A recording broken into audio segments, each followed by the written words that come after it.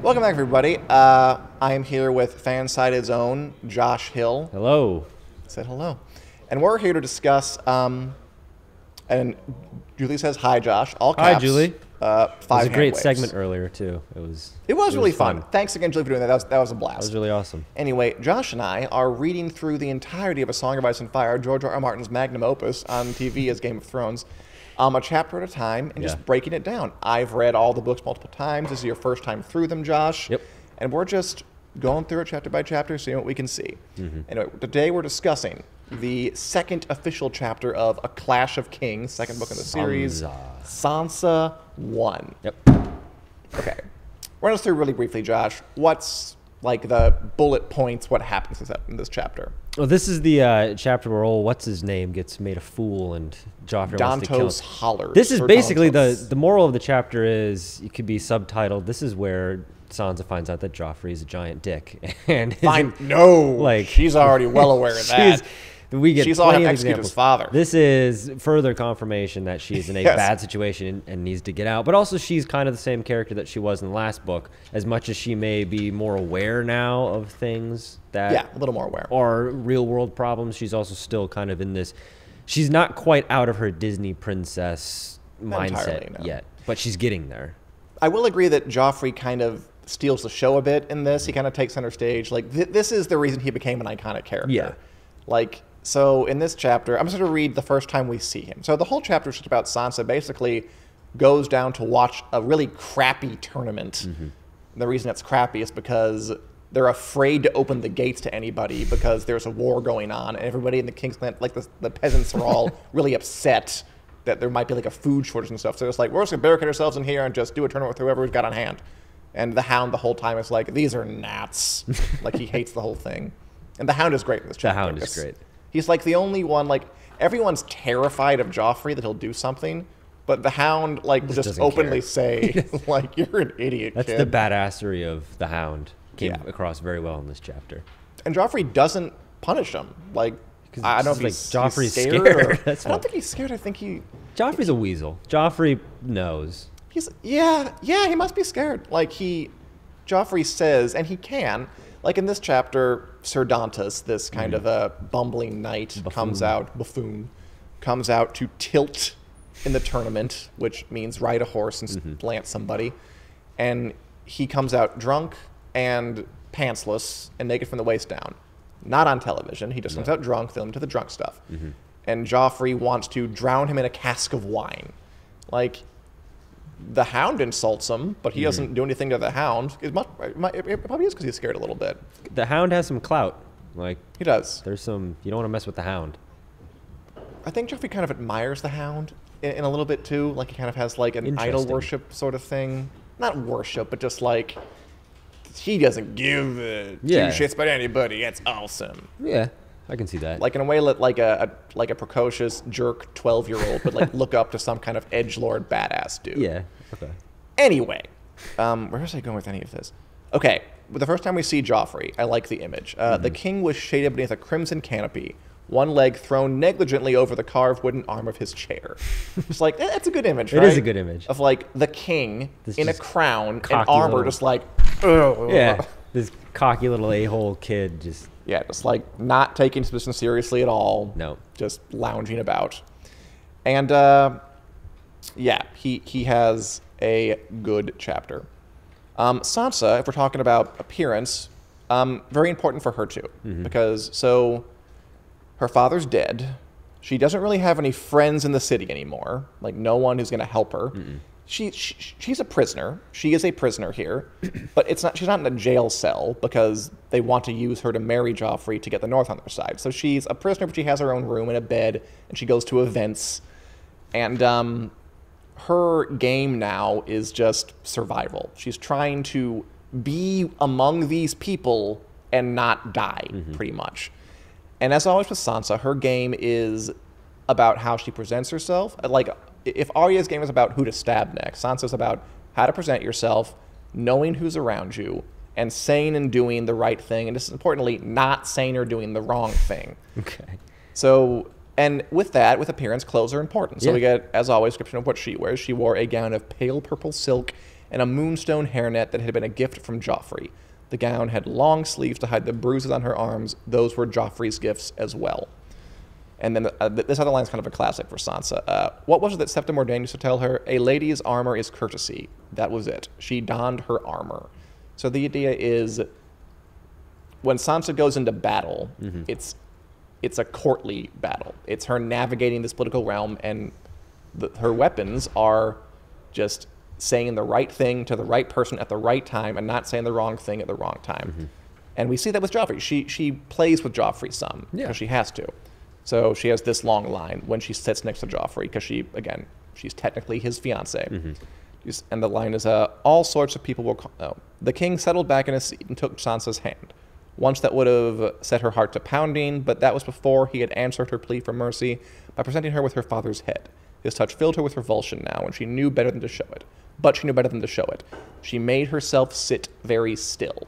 And like that act of sitting very still, even though it's so easy, is her challenge. Because do you think Arya would have sat still during that? Hell no. No, she would have got up and tried to strangle Joffrey. She would have been killed. And we would have liked it, but she would have died. Oh, yeah. So this is Sansa's game. Yeah. This is the game she has to play for the next couple of books, really. She's maturing. Like, she's figuring out what she has to do here in order to survive. It's not necessarily the most well thought out plan. It's not necessarily the sexiest plan in the world. No. Arya's plan is much more way sexier. Yeah, it's rough and tough, and she gets to be a boy, and she's on her way north with all these people. And she has a sword. She's gonna like poke. She trips Hot Pie and he plays his face and he craps himself, and she kicks him in the balls over and over. This is like a really high. Does not do that. Yeah, this is high society. This is like Stanley Kubrick's Game of Thrones. Where she has Barry Lyndon. This is Barry Lyndon in Westeros. So pretty much. Yeah, and I'm into it. So yeah, I like it too. And it's cool that this comes right after Arya's chapter. I think he might be playing off each other a little bit. Oh, absolutely. Yeah. What was I going to say? Blah, blah, blah, blah, blah. I mean, she's still very young. Yep. And so her game is to saying do the right thing, not do the wrong thing. She does still mess up. She's not there yet. So when Joffrey's going to drown Sir Dantas in a cask of wine, she, not thinking, yells like, "You can't do that," because you can't do that. You can't do that. Can't do that. That's inappropriate. No. But then Joffrey turns to her and is like, "What did you say?" And she like that's the wrong move, because even though that's the right sentiment, he's gonna do it anyway. And if you object, he's gonna hurt you. But then she recovers really nicely, and she does something that she'll get really good at over the course of these books, which is convincing somebody to do something without trying to seem like that's what you're doing. So I think that she says, like, "You can't kill him. It's bad luck to do it on your birthday." This is the reason they have tournaments to the birthday party, which is a lie. The Hound backs her up, another sign of his like hidden soft spot for the Stark girls. And then Joffrey's like, "Well, the Hound said it, I guess I won't. And I'll kill the fool tomorrow." And Sansa says, I know I did. Where is it? Blah, blah, blah, blah, blah. "He is a fool. You're so clever to see it." And says, "He should be your fool. Don't kill him. Make him a fool. Put him in motley. Have him be a jester." So she saves his life. Saves his life, yeah. She saves this drunk idiot's life. And she does it by doing this thing she'll have to get used to, which is, again, it's kind of like what Marjorie is an expert at. Yeah. Saying something that convinces someone to do something, but not letting them know that you're trying to convince them to do it. That's Sansa's whole thing. The brilliance of Sansa. The brilliance of Sansa. And again, I think the brilliance of George R. R. Martin in some ways, because the fun of these books is that he gives us all these different sorts of drama. Like he gives us with Arya a road story where it's all very violent and intense and battle heavy. With Jon we have zombies, with Daenerys we have dragons, and we have this like courtly melodrama here. It's extremely different from anything else, but I think I like Sansa chapters a lot. I think they have a very different sort of energy to them. Yeah, I agree. Great. Same. Okay, what else we got? We got the comet again. Yep. We talked last week about how George R. R. Martin is using Spielbergian comet that is populating all of these chapters. Is that like in a Spielberg movie? I can't remember. Yeah, it's like he always has like a shooting star or something. Does he? I actually didn't know. I have to look that up. It's like a little Easter egg in all of his movies. Fun. As Julie says, make them think it's their idea, and exactly that's what she does. We ties that together here, and I think this time Sir Aerys Oakheart of the Kingsguard, which is a name you should remember if we're going to do this forever. He's not really in the show, but he does play a part in the book. This comment is sent to herald Joffrey's ascent to the throne. I have no doubt, he says. So again, this is the idea of everyone looks at this comet, and everyone interprets it completely differently. Yep. Arya looks at it. It's clever. Yeah. You think that's clever? I think it's a good device. I mean, it's not the most creative device, but it's interesting, you know, that he's throwing this in here just to be like, there's, you know, you're getting different ideas of the ways that people live their lives in different parts of Westeros based on how they're interpreting something as simple as a comet that they all can see. Yeah, and it's a nice commentary on, you know, things like that, whether it's like religion or politics or whatever, like your interpretation of something may be entirely different than what it is. Like everybody thinks it's this grand magical thing, and it's a piece of space rock flying next to Earth or wherever the hell Westeros is. Yeah, so. who knows? Like, and that could be like his final message. Like maybe his message is, you're trying to find meaning, there isn't any. That's the point. It's this existential, like nihilistic view, because at the end of the day, what is Game of Thrones about? We're all obsessed with the politics. We're all obsessed with who's gonna. And the ice zombies are coming to turn your babies into, you know, and turn you and your babies into Walking Dead ice zombie things. And that's that's basically the point of the show, is everything that's happening. You're trying to find meaning in all of the politics and all of the drama, and at the end of the day, it doesn't matter because this doom is coming from beyond the wall, and he's baked that down into just a comment. But I also think it's a way, and I said this last week, but I'm going to say it again, that he wants to remind us that that all these characters are in the same world. Yep. Because, you know, at this point, we're starting to splinter. The stories are kind of going off their own directions. But, like, structurally, you can tie it together with they all see the same thing. So they're all part of the same story, even though they're on their own paths. yeah. Okay. Let's talk about Tyrion for a second, because he comes in here. He does. We get a Tyrion appearance. We do. He saunters in. Joffrey's like, oh, you. Yep. So you're alive? That's nice. And Tyrion, like the Hound, kind of insults Joffrey, but I mean, He can get away with it. He has power. He has enough sway to get away with it. And both he and Sansa do the backhanded compliment thing to Joffrey, which they will both get very good at. I think. Let's see. What does Sansa say? Like Joffrey. Joffrey, like an idiot, says, "I want to challenge your brother Robb to single combat," and Sansa's like, "I should like to see that, Your Grace." Meaning that, of course, he'd smack you to death. Just kill you. Older, way more talented. You're an idiot. And there's even a line, like, and then Joffrey looked at her, unsure of whether he just insulted him, which is great. It's a lot of fun. Yeah. And then Tyrion does something very similar. They both kind of have this in common. They're always giving Joffrey backhanded compliments. I wish I would have organized this slightly better. Joffrey says, like, I am the king. And Tyrion's like, all sorts of people are calling themselves kings these days. Ooh. Just meaning that, like, you're the king. That's terrible. And again, he can get away with that because he's powerful enough. He's brought Bronn to the capital. He's brought his Vale tribesmen, people who are all gross and savage and live in the hills, and they're a little, unpredictable. So he's carving out space for himself where he can kind of do whatever. Yeah. So Sansa doesn't like Joffrey, obviously. She's a little untrusting of Tyrion, too. She is. Because he's a Lannister. Like, he is nice to her. So that was a little bit of or he's kind-ish to her. Like, he's not Joffrey, which I guess is a very low bar to clear. I mean, Joffrey bruises her arms and, kills people in front of her for kicks. So, but, like, Joffrey's the fact that he's nice to her and he's a Lannister... But he's a Lannister. Like, that it's working in two different ways, because she's like, oh, he's not like Joffrey. Like, this is something different. But then at the same time, in the back of her mind and in the back of our minds, we're like, well, he's a Lannister. He's not. And at this point, I don't know how trusting we are of Tyrion, because we did see some things in the last book where we're like, okay, maybe he and Jaime are a little bit different than the rest of the Lannisters. Right. Tyrion specifically.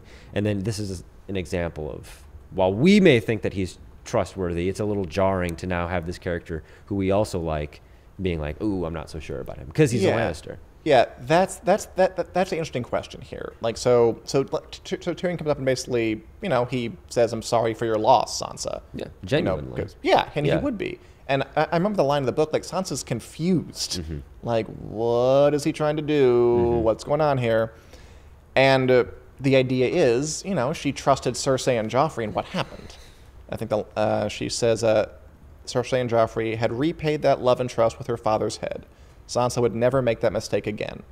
So is she justified in being wary of Tyrion? Yeah, I think she is. I think she's not in the right mindset. I mean, she's still in the mode of having just, her dad's head just got cut off. The wound is rather raw. It's very raw. And so she's not, you can't fault her for thinking that everybody out there, all the Lannisters, the family that just killed her father, are probably out to get her. So that's not, I think she's completely justified. Right. She's not right, but she's completely justified in thinking that. I think that's it. That's perfect. And I mean, I think that's part of the thing that makes these books cool. That, I mean, and the strength of this kind of format he uses, the different point of view structure, where these characters do have very different opinions about everybody, and we can understand why they see things the way they do, even though no one has the whole truth in these books, which makes for an interesting kind of tension. Yeah.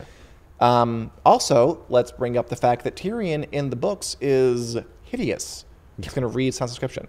With his bulging brow and mismatched eyes, Tyrion was still the ugliest man she had ever chanced to look upon. Damn. So Peter Dinklage, pretty good-looking guy. Yeah. Do you wish they had kept Tyrion ugly ass? No. I think Peter Dinklage is doing just a fine job. I will. Good job, HBO, for doing that. I mean, it's TV. Like they just don't cast ugly people.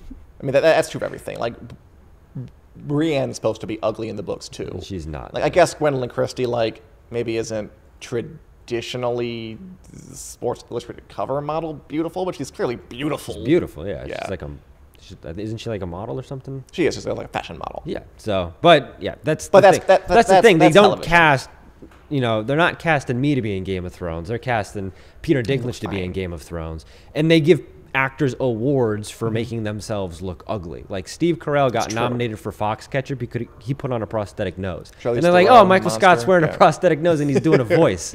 Oscar nomination. But does that shortchange the character? Like, if being ugly is part of Tyrion's character, is part of the reason Sansa doesn't trust him, is that doing the story to service? In the book, I think it does. It does it a disservice because for the show not having that element in it, because it says something about Sansa's character too. We're on board with her and we're like, she's a good character, she's nice and we like her, but she's judging this guy because he's ugly. In part because of his looks. I mean, she's if he was beautiful, if he was good looking, she wouldn't have such a hard time. She wouldn't be. She'd take a little bit longer to get to there. Same with all of these other characters, but. I mean, I think it's a question we can think about. Just, it was never going to happen. No. They're not going to cast it. It's a TV show. No. That's what we have. But it's an interesting little work. Okay, finally, some quick vocabulary to end the thing. The best part of every episode. Cur. I've heard that word before. I never knew what it means. A cur, an aggressive dog or one that is in poor condition, especially a mongrel, used in reference to the hound. A cur. All right. And finally, a quintain. A post set up as a mark in tilting with a lance, typically with a sandbag attached to one end that swings around and strikes an unsuccessful tilter. So it's like, it's a fake opponent in a joust. Yeah. And Tommen fights it, and it kicks his ass. Naturally. Like, Tommen loses against the fake sandbag knight person. Which is perfect. Which is cute. It's perfect. Yeah, it wasn't bad. And then there's the big point where Sansa's like, you should go over to him and help, to Joffrey. And he's like, why? And then, then Marcella wants to go over. And I think that's about all we can. Do you have any other thoughts on Sansa 1? From no, I'm with you, though. I do enjoy these Sansa chapters. I like how different they are. And Karen says Sansa is still superficial, which I agree with. And I'm not sure she ever completely... I mean, we're human beings. Like, human beings are naturally superficial. We like symmetry. And, I don't know, I think there is part of a human being that it's just natural, likes to look at pretty things. And it's harder for someone like Tyrion, who is just not attractive, and easier for someone like Peter Dinklage, who is just attractive, but oh no, he's short. Like, who cares? He's still the best looking dwarf in the world. Okay, speaking of that, next chapter is Tyrion 1. Yes. So we'll read that next week. We'll be back here Wednesday at 4 p.m. Central Standard Time here on the Winners Coming Facebook page for more Game of Thrones Song by Fire Song Then and Josh news. Thanks for watching, everybody, and we'll see you next week. Adios.